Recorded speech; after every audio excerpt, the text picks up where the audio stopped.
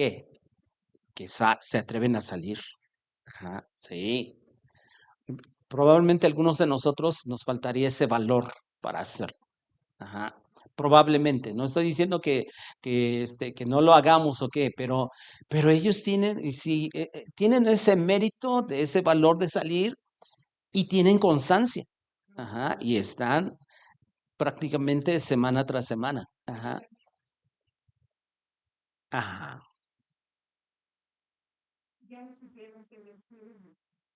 Ujú.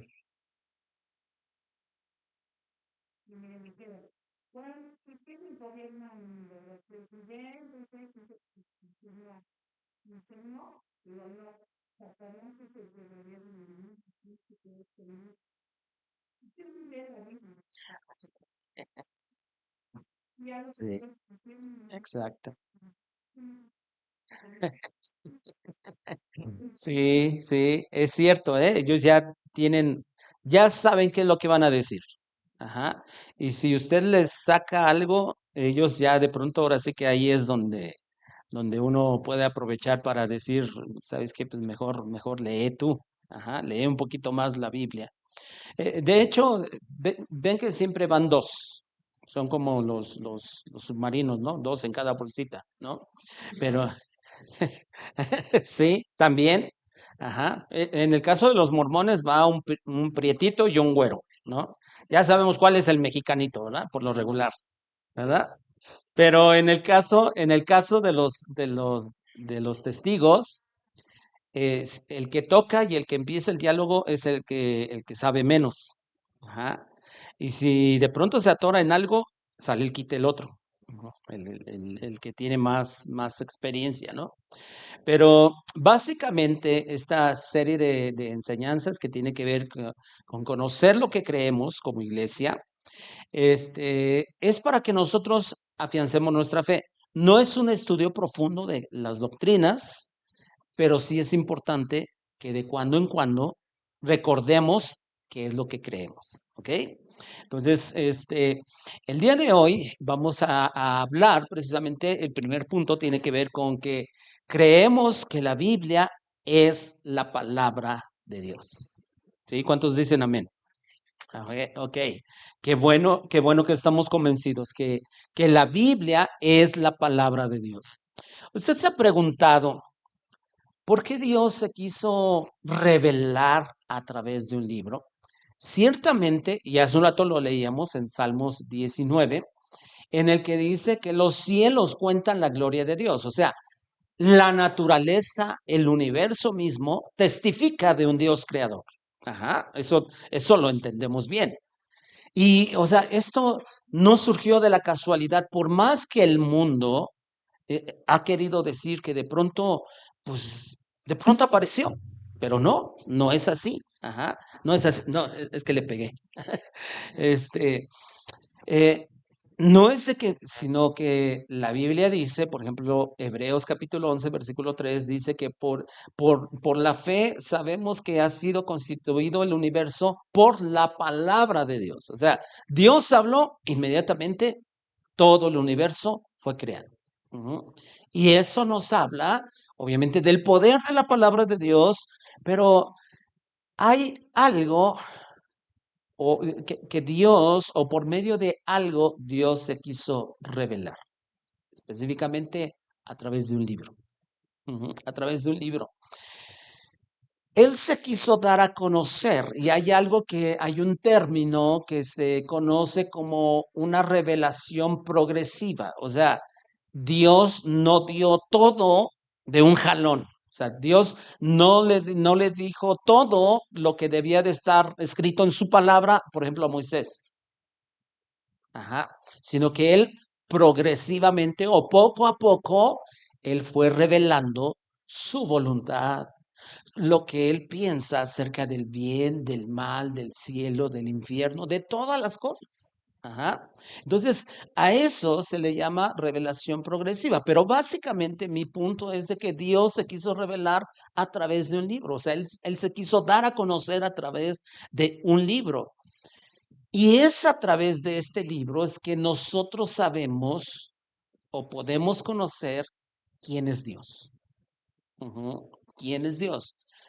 Por poner un ejemplo, si yo preguntara ahorita, ¿ustedes saben algún atributo de Dios? O sea, algo que caracterice a Dios. Yo sé que cada uno de ustedes pueden aportar algo y alguien puede decir, Dios es amor. Y eso es cierto. Ajá. Dios es misericordioso. Eso es cierto. Ajá. Dios es bueno.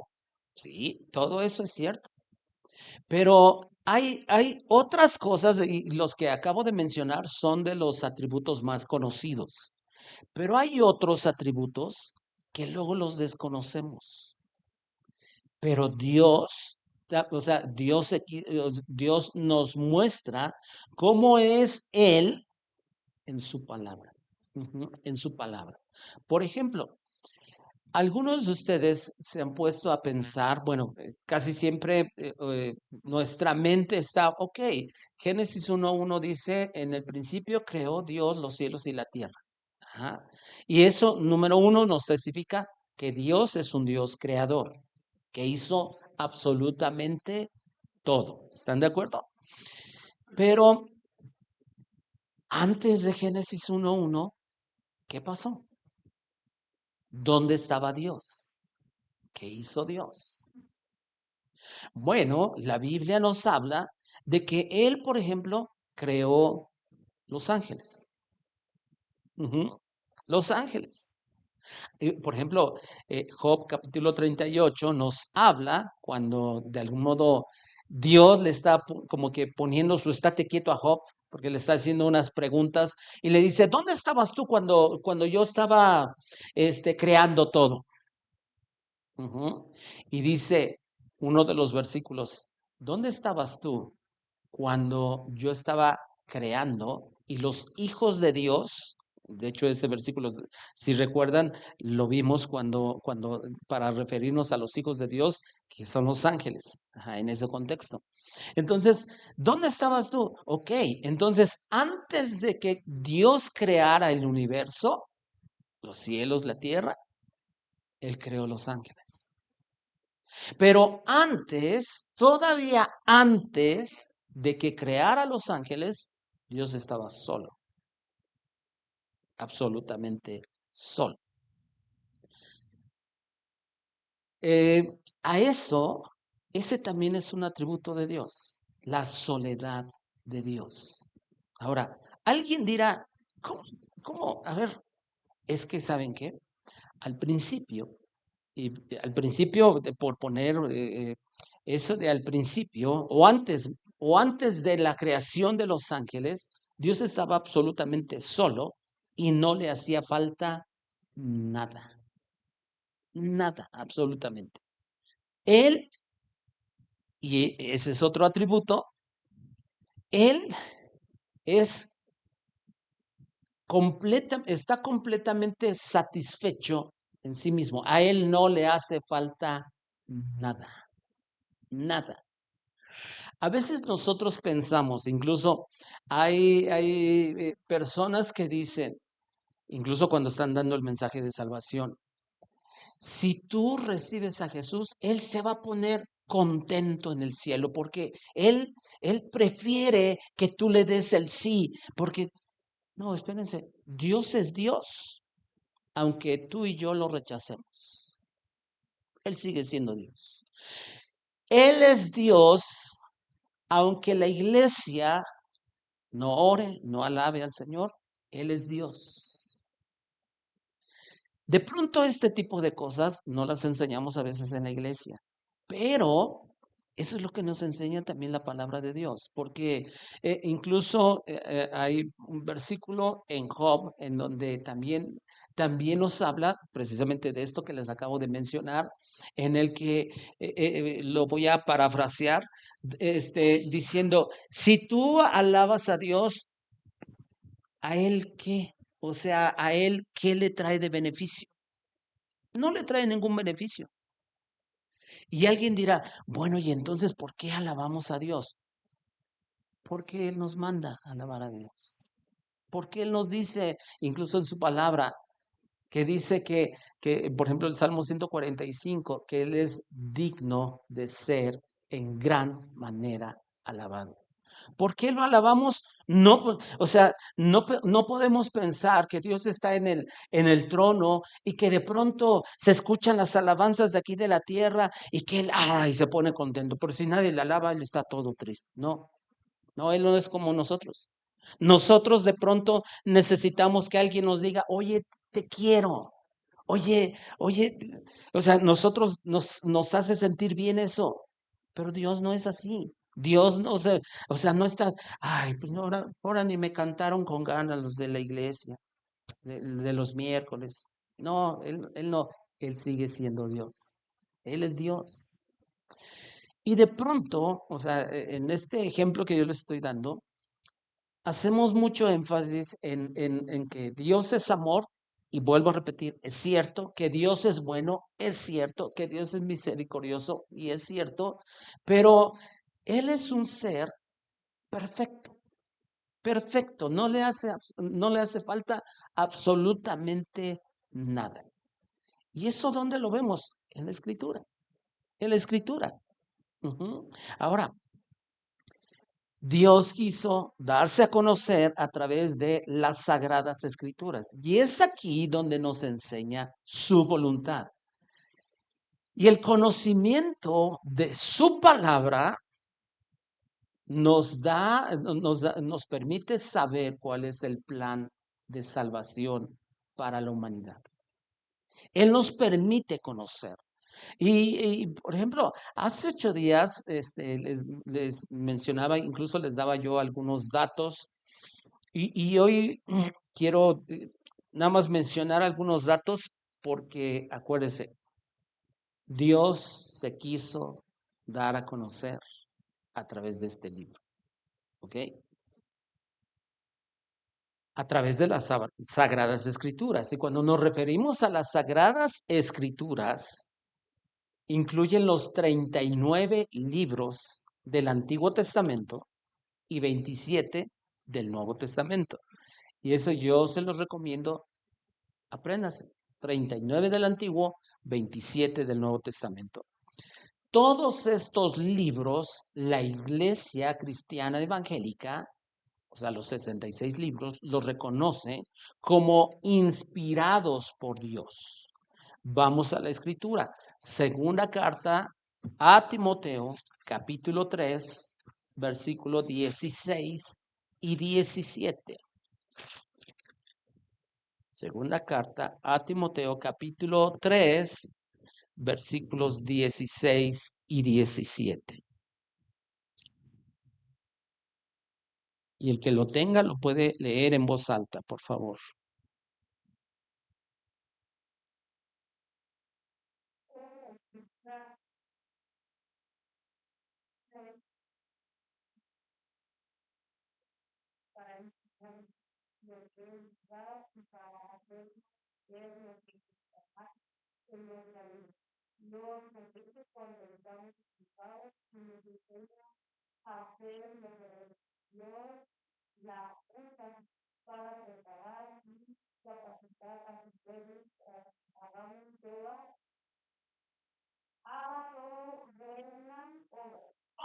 Gracias. Dice que toda la escritura, o sea, los 66 libros, fueron inspirados por Dios. Inspirados por Dios. Y entonces son útiles. Ajá. Siempre lo que Dios hace es útil. Ajá. Sí.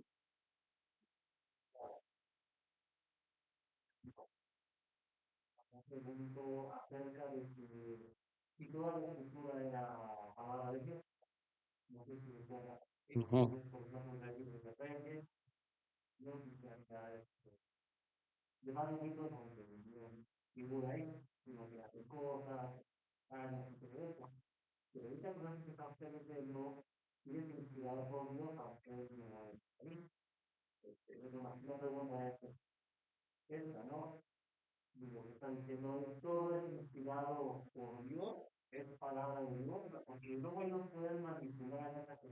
Wow.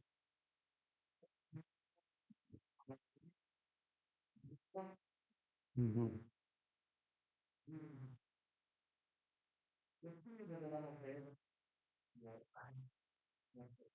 Ajá. Aquí Pablo está eh, específicamente, Pablo aquí, cuando escribe toda la escritura, en sí se está refiriendo al Antiguo Testamento. ¿Por qué? Porque el Nuevo Testamento todavía no había sido escrito todo, aunque Timoteo es una de sus últimas cartas. Ajá. Ahora, pero Pablo, o sea, Pablo, él, tenemos que entender algo. Los autores bíblicos, sobre todo los del Nuevo Testamento, ellos no sabían, ellos solamente conocían las escrituras, o sea, las escrituras que los judíos habían reconocido como inspiración de Dios. Pablo cuando escribe esto, él no sabe que más adelante se iba a compilar un libro que se iba a reconocer como las sagradas escrituras. Pablo escribe inspirado por Dios, pero él no sabe que iba a haber una Biblia. Pedro escribe, pero él no sabe que iba a haber una Biblia. ¿Sí me explico? Entonces, cuando él está hablando toda la escritura, ahora, nosotros ya tenemos todos los libros. Y esto aplica, esto, para toda la escritura, es que los 66 libros fueron inspirados por Dios. Ahora, hay partes, porque hay debates en diversos grupos que de pronto, por ejemplo, algunos debaten que, por ejemplo, Tercera de Juan no es inspirado por Dios. Hay unas cosas que incluso donde Pablo, creo que es en Corintios, dice prácticamente, en esto yo doy mi opinión, estoy parafraseando, no me acuerdo literalmente qué es lo que dice, pero él dice, yo doy mi opinión como alguien que tiene el Espíritu de Dios. Ajá. Ahora, cuando uno se da cuenta lo que escribe en ese aspecto, o sea, en esa parte de que él está diciendo, yo escribo, no, esto no lo dice Dios, pero, ok, pero en realidad si fue inspirado por Dios o no, pues lo que escribió fue inspirado por Dios. Aunque él entiende que de pronto, o sea, no es de que le cayó una revelación. ¿Sí me explicó? O sea, entonces de pronto hay debates, ay, es que esta parte de la Biblia no es cierto. Por ejemplo, el libro de Esther, que no viene literalmente la palabra Dios. Ajá. Pero lo que dice, pues es obvio que tiene que ver con Dios, aunque no venga la palabra Dios. No sé si me doy a explicar. Ok, ahora, entonces los 66 libros los reconocemos como Iglesia Cristiana Evangélica, como libros inspirados por Dios. ¿Ok? Pero no reconocemos como libros inspirados por Dios los llamados libros apócrifos. Apócrifos. Algunos de ustedes saben qué son los libros apócrifos, no necesariamente cuáles son, sino han escuchado ese término apócrifo, ¿sí? Ok. Entonces, también son llamados deuterocanónicos. Ajá. Ahora, ¿por qué a esos libros no los reconocemos como libros inspirados por Dios? Bueno, hay razones y ahorita voy a dar algunos ejemplos de por qué no los reconocemos como libros inspirados por Dios. Porque, ojo, un católico romano puede acercarnos y decirnos, no, es que ustedes le quitaron libros a la Biblia. Ese es un argumento, porque en la Biblia de la Biblia católica romana son más libros. Ujú. Sobre todo Antiguo Testamento. Ujú. Eh, ¿Y cuál debe ser nuestra respuesta a eso? Porque de pronto desconocemos algunos de nosotros la respuesta. Ajá. Y nosotros tenemos que dar una respuesta a eso. Número uno, la palabra apócrifo quiere decir oculto o escondido. Ujú. Y ahorita les voy a dar también alguna información, pero quiero ir a unos ejemplos de errores doctrinales de los llamados libros apócrifos. Nadie tiene aquí, siquiera en en el teléfono, Biblia Católica o la Dios habla hoy, la versión Dios habla hoy.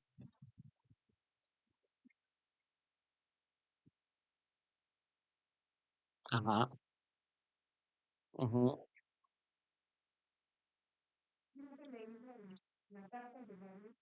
Baruch. Ujú.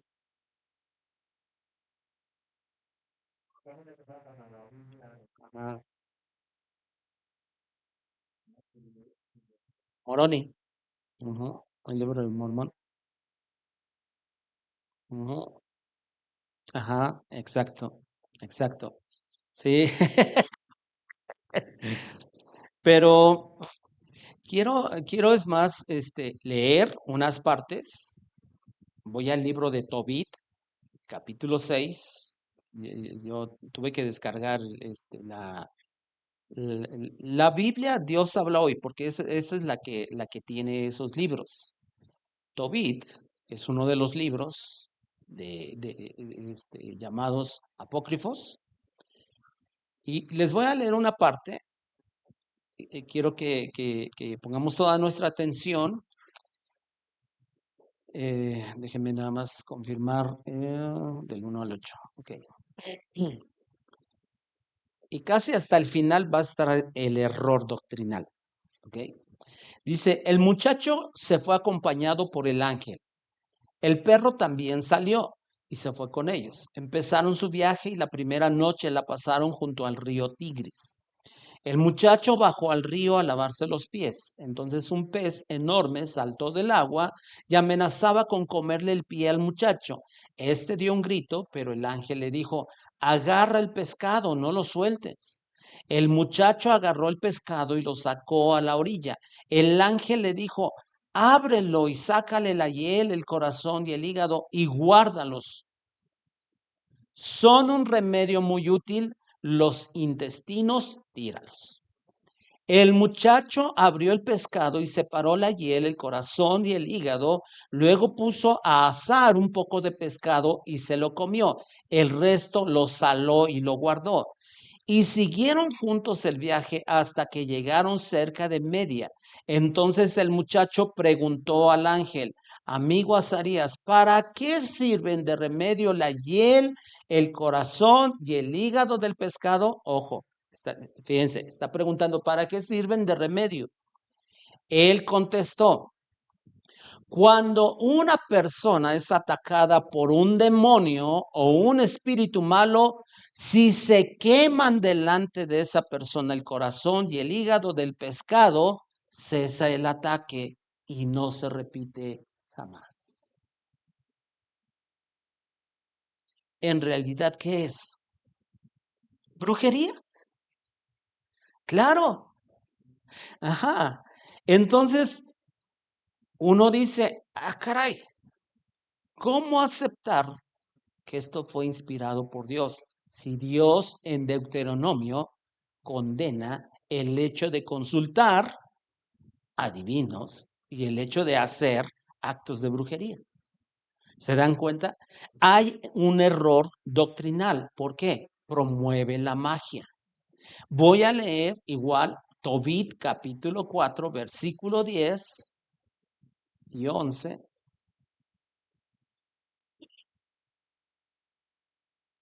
Este también está, va a hablar acerca de las limosnas. Fíjense, dice, porque la limosna libra de la muerte e impide que el hombre caiga en tinieblas. Dar limosna es hacer una ofrenda agradable al Altísimo. Y aquí cabe una pregunta, porque si recuerdan, lo quiero volver a leer ese párrafo, porque la limosna libra de la muerte. ¿Eso es cierto? ¿Eso enseña los otros libros de la Biblia? No, no enseñan eso. En realidad, esto, y además dice impide, o sea, la limosna impide que el hombre caiga en tinieblas. En realidad, esto es parte de lo que el catolicismo romano toma para decir que es salvación por obras. Y eso contradice lo que dice la Biblia. Ajá. Entonces, vamos viendo cómo algunos de esos errores también, Tobit capítulo 12, versículo 9, se los quiero leer, y dice, dar limosna, fíjense, y tiene que ver con dar limosna, salva de la muerte. Eso no enseña la Biblia, no hay ningún pasaje bíblico. Y fíjense, todavía quiero leer la frase completa. Dar limosna salva de la muerte y purifica de todo pecado. Es comprar mi salvación. Eso no enseña la Biblia. ¿Qué dice Efesios capítulo 2, versículo 8? Simple y sencillamente que somos salvos por gracia. Por gracia. Por gracia. Ajá.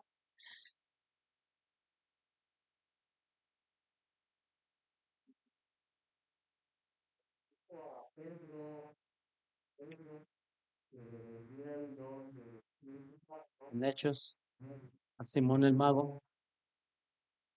Ajá. Ajá. Exacto. ¿Por qué? Porque precisamente esto, si es inspirado por Dios, porque hay una contradicción. O sea, y los demás libros de la Biblia no enseñan eso. No enseñan eso. Ajá. Entonces, se dan cuenta, número uno, por ejemplo, aquí está promoviendo, bueno, la salvación por obras. ¿Cómo es de que dar limosna purifica del pecado? Pues, eso no dice la Biblia. Lo que la Biblia dice es que la sangre de Cristo nos limpia de todo pecado. No el dar limosna, no hacer un acto bueno. Ujú. ¿Ok? Voy a otro ejemplo, Judith capítulo 1, versículo 7, al 1 y el 7.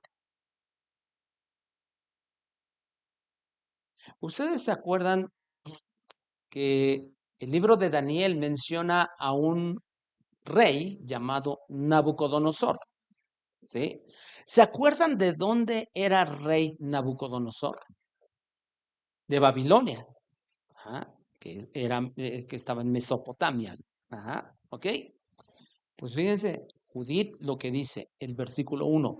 Cuando Nabucodonosor estaba en el año 12 de su reinado sobre los asirios en Nínive. ¿Okay? Pues no que era rey de Babilonia. Y Judith dice que era rey de Asiria. Y lo vuelve a reafirmar el versículo 7. El rey Nabucodonosor de Asiria mandó llamar a todos los habitantes de Persia. Ah, caray. Entonces, ¿qué es lo que vemos acá? ¿Cuál es el error? Pues de que hay errores históricos. O sea, pues es como decir que Claudia Sheinbaum es presidenta de Cuba. Pues no, ¿verdad?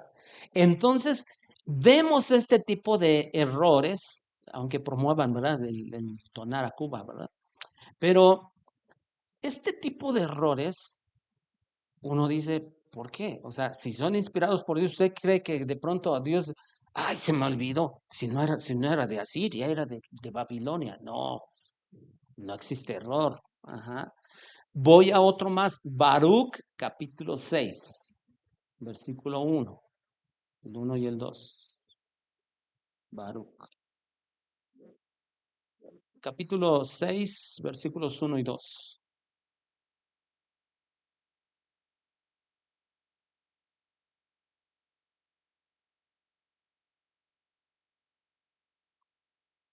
De hecho, supuestamente es una carta de Jeremías. Baruch capítulo 6. Y lo voy a leer. Dice, Esta es una copia de la carta enviada por Jeremías a los israelitas que el rey de Babilonia iba a llevarse cautivos a Babilonia, en la que les comunicaba un mensaje recibido de Dios. O sea, en esencia, se supone que es una carta que escribe Jeremías porque Dios le dio un mensaje. Versículo 1 dice: ustedes han pecado contra Dios, por eso el rey Nabucodonosor de Babilonia, fíjense aquí, este sí dice de Babilonia, dice, se los llevará cautivos a su país. En Babilonia tendrán que vivir muchos años, un tiempo muy largo, 7 generaciones, pero después yo los sacaré de allí en paz. Aquí, según el libro de Baruch, dice, o sea, dice algo cierto, que van a ser llevados cautivos a Babilonia, lo cual es cierto. Pero fíjense, aquí dice que durante 7 generaciones. ¿Cuántos de ustedes saben cuántas generaciones o cuántos años abarcan una generación en la Biblia? ¿Nadie? 40 años. Una generación abarca 40 años. Aquí el dato que está dando es que son 7 generaciones. Quiere decir que si multiplicamos 7 por 40 son 280 años, según el libro de Baruch. ¿Sí? Ok. Ahora, pero esto no concuerda con lo que dice Jeremías 25:11. Ese sí lo tienen en su Biblia. ¿Qué dice Jeremías 25:11?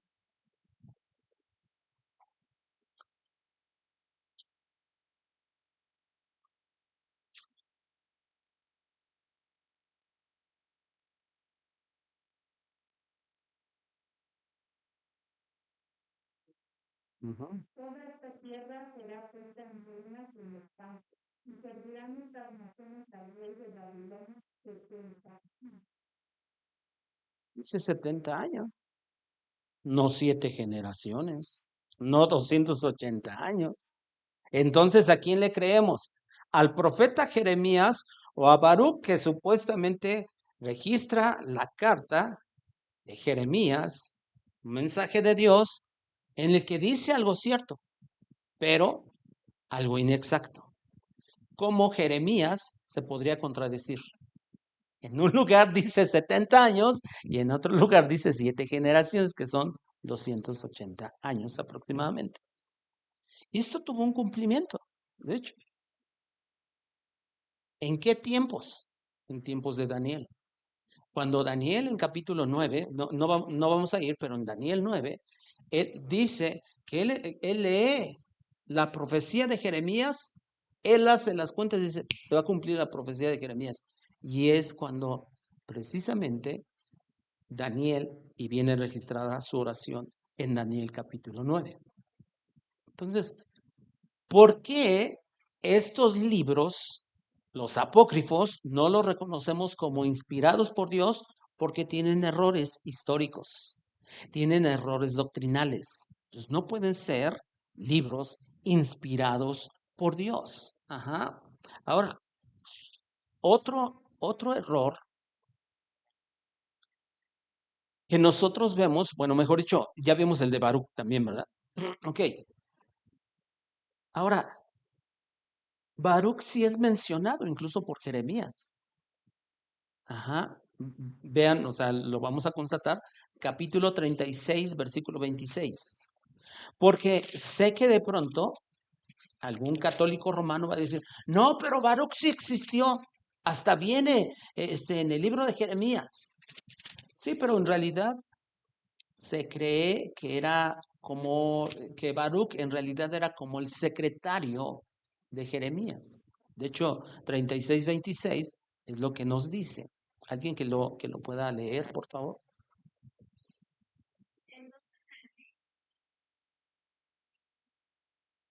Isaías, hijo de Azriel, y Jeremías, hijo de Abdel, para que arrestaran a Baruch y a Jeremías, pero el Señor los había escondido. El Señor los había escondido. Pero, por ejemplo, la versión 60 era el escribiente, ajá, el secretario, ¿ok? Entonces, porque no faltará quien diga, ah, pero Baruch sí existió. No, sí existió, no estamos diciendo que no. Solo que pues, el libro de Baruch no puede, no puede tomarse, considerarse como un libro inspirado por Dios, por esos errores, por esas porque es inexacto en las fechas, ajá, en datos. Ujú. Ahora, si alguien de pronto nos dice, bueno, ok, pero ¿y quién determina de ustedes qué libros son inspirados o qué criterios usaron? Bueno, por ejemplo, uno de los criterios que usaron los eruditos a lo largo de la historia para determinar si un libro fue inspirado por Dios es que no exista contradicciones con otra parte de los libros. Y eso es natural. ¿Por qué? Dios es perfecto y él nunca se ha equivocado. Ni modo que a Moisés le dijo una cosa y a Pablo le dijo otra. No. Ujú. Entonces, es uno de los criterios que no puede haber contradicción. Y precisamente estos libros apócrifos caen en contradicciones, caen en errores. Una razón más para no aceptar los libros apócrifos son como inspirados en el Nuevo Testamento, es que, por ejemplo, se ha dado cuenta que nunca ni Pedro, ni Pablo, ni Juan, ni alguno de los evangelios hacen alguna mención a esos libros apócrifos. ¿Se acuerdan que, por ejemplo, hace 8 días veíamos, cuando estábamos viendo acerca de la división de capítulos y versículos, porque pues, nos hace más fácil localizar algún pasaje y que entonces la Biblia dice, como dijo el profeta Isaías, y lo constatamos en la Biblia, pero no existe ninguna referencia a lo que dice Baruch o Tobit. No existe nada. Entonces uno tendría que cuestionar por simple lógica su veracidad, si realmente fueron, es más, estos, por ejemplo, de los que ahorita yo mencioné, y no mencioné primera y segunda de Macabeos, de hecho, algunos consideran que existe, que es hasta tercera y cuarta de Macabeos, pero los más, digamos así, conocidos, primera y segunda de Macabeos.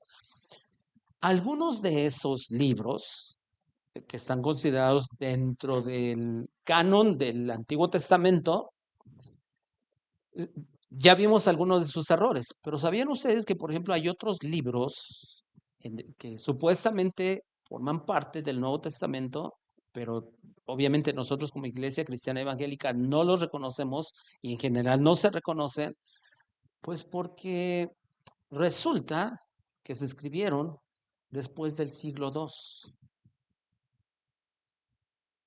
cuando el último libro escrito fue Apocalipsis.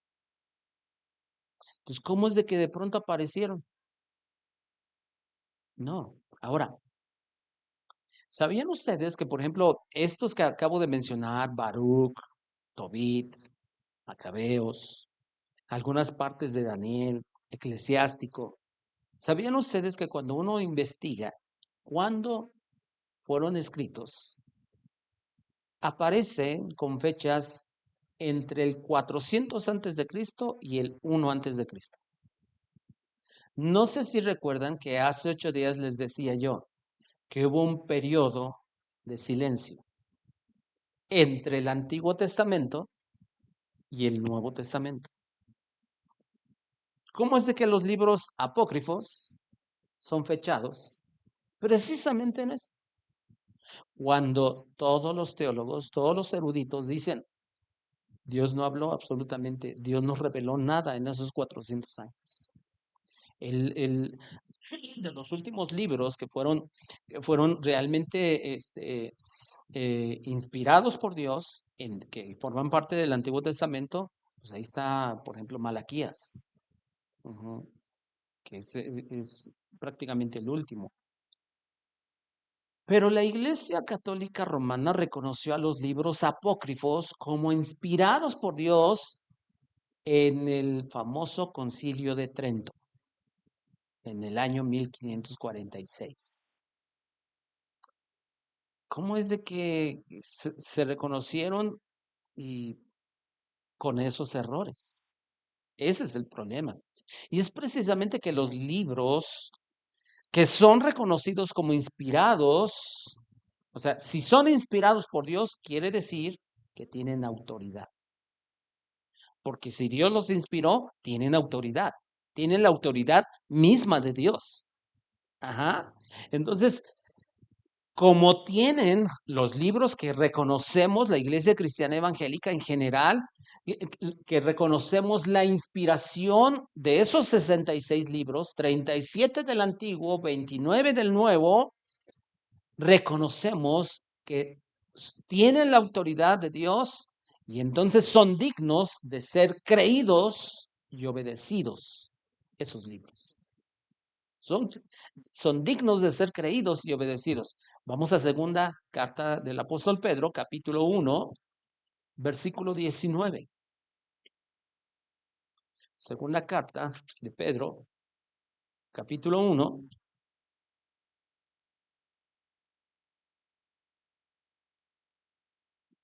versículos 19 al 21. Y quien guste lo puede leer, por favor.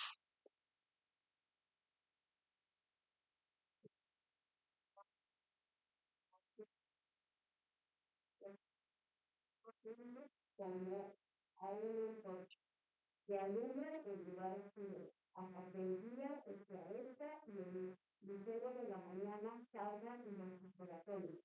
Entendiendo primero esto, que ninguna profecía de la Escritura es de interpretación privada, porque nunca la profecía fue traída por voluntad humana, sino que los santos, hombres de Dios, hablaron siendo inspirados por el Espíritu Santo. Así es. Pero si usted puso atención, ese versículo 19 dice, hacen bien en estar atentos a esa palabra profética. ¿Por qué? Porque Dios la inspiró. Y entonces es digna de ser creída y obedecida. Esa es la autoridad que tiene la palabra. Como son libros inspirados por Dios, nosotros, o sea, esa es nuestra autoridad. Vamos a primera carta a Tesalonicenses, capítulo 2, versículo 13.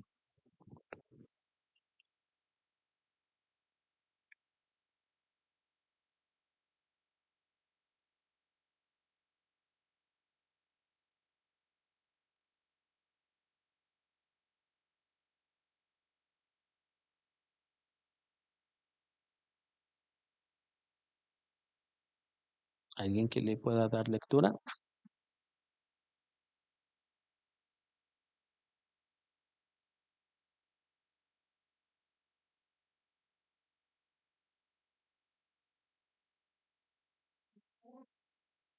Pero según en verdad, la palabra de Dios, la cual actúa en nosotros la sentencia. Así es. Amén. ¿Verdad? Amén. O sea, hacen bien en entender que no es una palabra de hombres, sino es una palabra de Dios. Ajá. Y entonces vuelvo a repetir, ¿qué es lo que hacemos? Reconocemos la inspiración, por lo tanto, es digna de ser creída y obedecida y es nuestra autoridad dentro de la iglesia. ¿Se acuerdan que, por ejemplo, algo que dijimos el domingo anterior es de que nos tenemos que ajustar al modelo bíblico, porque es la Biblia la que nos dice cómo debemos hacer las cosas. Ajá.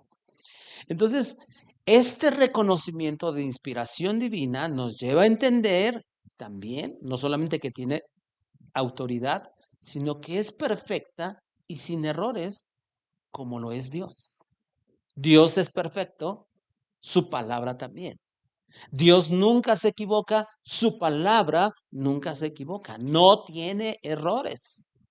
De hecho, el Salmos 19:7, vamos ahí, lo leímos al inicio justamente de nuestra reunión, antes de que cantáramos al Señor.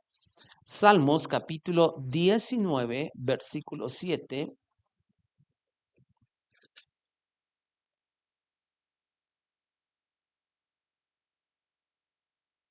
Y pongamos atención a la primera frase de este versículo. Dice, la ley de Jehová es ¿qué? Perfecta. Ya, simplemente con eso. La ley de Jehová es perfecta. Y si es perfecta, no tiene errores. No tiene absolutamente ningún error. ¿Se acuerdan? Por más que alguien diga, no, sí tiene contradicciones, ¿no es cierto? No, no tiene. Tiene. Ajá. Entonces, de aquí sostenemos que la Biblia es nuestra máxima autoridad de fe y conducta cristiana. Ajá. Entonces, ¿cómo debo vivir? Pues la Biblia me enseña. Ajá. Y quiero ir cerrando la enseñanza de hoy. La Biblia es la palabra de Dios y es suficiente para que nosotros podamos conocer a Dios. Es suficiente. No necesito que un hombre venga y me diga, ay, es que Dios me reveló este misterios y empiece a decir cosas raras. No, no, no, no.